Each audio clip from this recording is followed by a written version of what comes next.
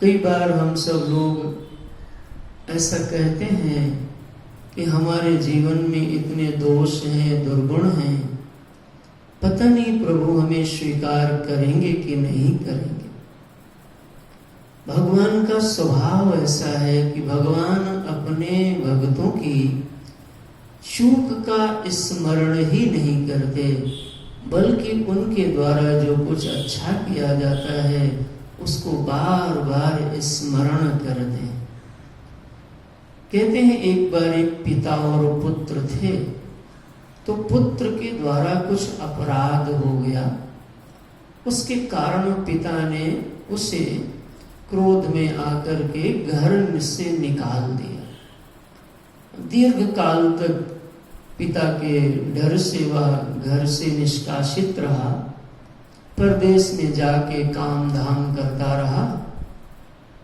बहुत वर्षों बाद उसके मन में बहुत बेचैनी हुई कि मैं पुनः पिता के पास जाऊं, लेकिन भय के कारण वह संकोच में था।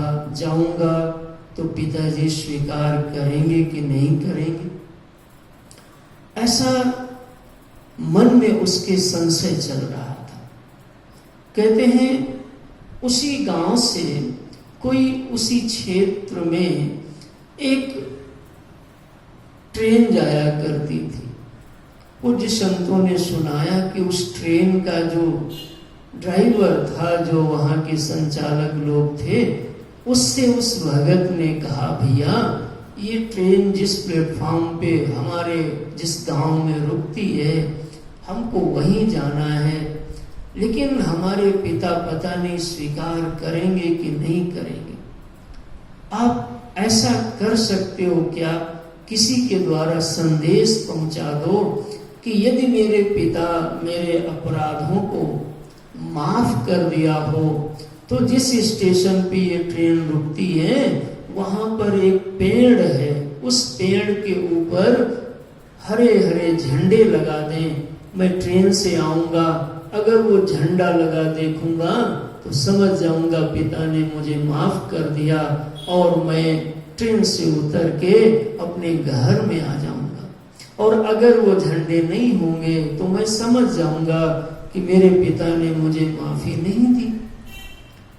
कहते हैं कि वो उन लोगों ने, ट्रेन के संचालकों ने प्रबंधन किया और जाकर के उसके पिता से बात किया।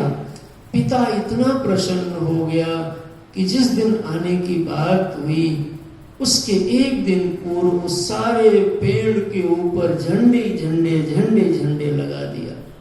बालक आया और जैसे उसने देखा गदगद हो गया मन। ट्रेन से उतर करके पिता के चरणों में जाके शरणागत हो गया। पिता ने उठा करके गोदी में अपने लाल को पा करके अतिशय सुख का एक अनुभव किया। हे भक्तजनों, हम सब भगवान की संतान हैं। ये संसार का पिता भी अपराध के कारण थोड़ी देर के लिए भले ही किसी को त्याग दे, फिर पुनः स्वीकार कर लेता है, तो वह परम पिता हम सबको हमेशा के लिए कैसे छोड़ सकते हैं। इसलिए जीवन में कोई दोष यदि कदाचित बन भी गया हो तो भी यह भाव नहीं रखना चाहिए कि भगवान हमें स्वीकार नहीं करेंगे।